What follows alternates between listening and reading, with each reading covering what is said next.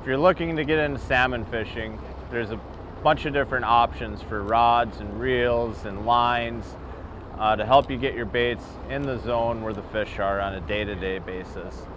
Over here I've got my copper and lead core rods. What I like to run is a 8/6 medium heavy.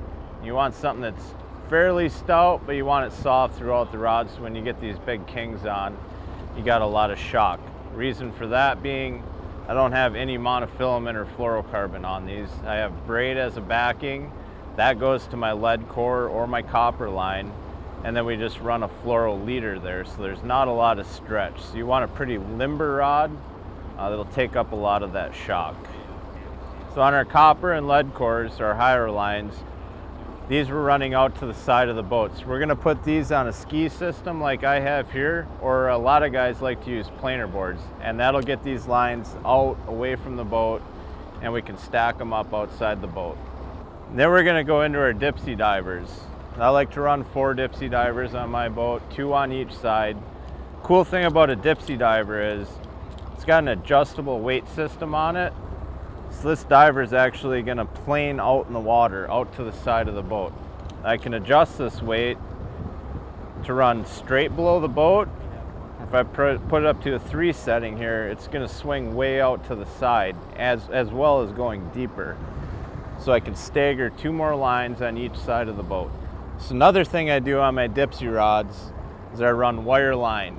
Wire line's a little bit thinner. It's a 30-pound wire. That's going to get my dipsy divers even deeper in the water column without having to let so much line out. Along with that, if you're using wire, you need roller guides on your rod. These rods are all roller guides. I've run a 9-footer on my inside, a 10-footer on my outside, just to get a little more distance there.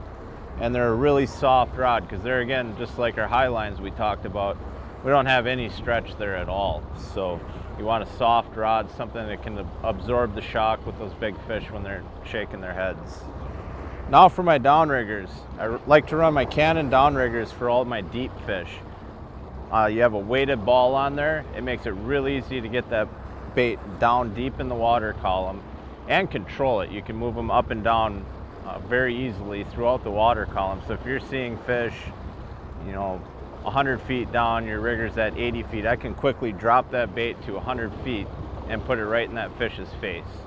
That gives me a lot of control with my fishing. What I like to use for rods on my downriggers are a 7-foot medium action rod. I like to use the shorter rods. It keeps my lines tighter to the boat, and that allows me to have less issues when I'm netting fish because I don't have anything strung out behind the boat. On those rods, I run a 25-pound monofilament, so those you do have a little bit of stretch on. Another thing you want to have on your boat are extra rod holders. You can never have too many rod holders on a salmon boat. As you're moving along with all these lines, it's important to keep everything organized and not get tangled up.